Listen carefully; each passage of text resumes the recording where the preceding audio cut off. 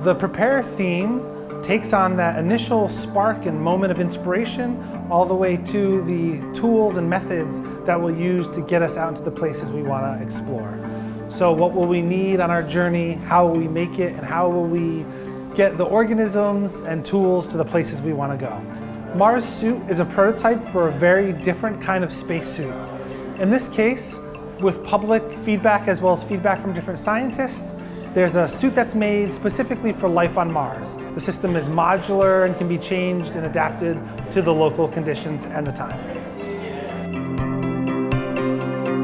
What I was trying to do with this project is to use Drosophila again, which is one of these really common organisms used in kind of artificial evolution, commonly used in space experiments.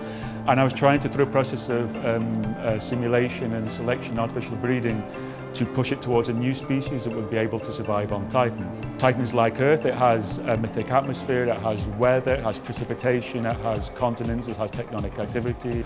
But it's much, much, much colder. There's a very, very different atmosphere. It receives more radiation. I began to kind of select and breed and kind of push this organism in directions that wouldn't normally go under. It's a scene about all the animals who travel to space. There's this dog Laika, who is pretty known. I think everybody knows about her, but I discovered there is many, many more. Sometimes there are really sad stories, but also funny and also both at the same time. And there's also something about the tardigrade, the only animal who can survive in space without a spacesuit or a spaceship. Yeah. Crew 181 is a series of photographs from a Mars analog trip. In this work, an artist went out and lived in the desert, simulating what it would be like to live on Mars with a few other humans. This kind of research prepares people mentally and physically for the unusual environment of Mars. Space Station Tracker is an interactive map embedded in a piece of home furniture that shows how many people are currently living in space, as well as the current position of the International Space Station. There's many apps on the market for your phone that does this, but the scale of the piece forces us to live with these humans in our home. Starting in the late 1950s, the United States and the Soviet Union competed in the space race, sending all kinds of devices to the moon, many of which stayed there.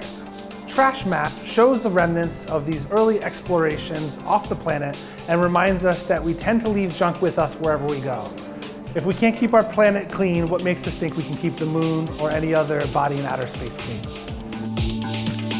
Curiosity is a small zine that imagines the short but exciting life of the fourth unmanned rover that went to Mars.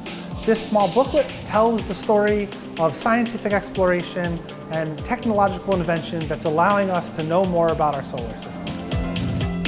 We hope visitors come to the Prepare section of this exhibition, start imagining what they're going to have to do to get there. What tools will they need to bring? What should they leave behind that's unessential? How are they going to have to prepare their bodies and their minds to take these long and arduous journeys that make new discoveries happen?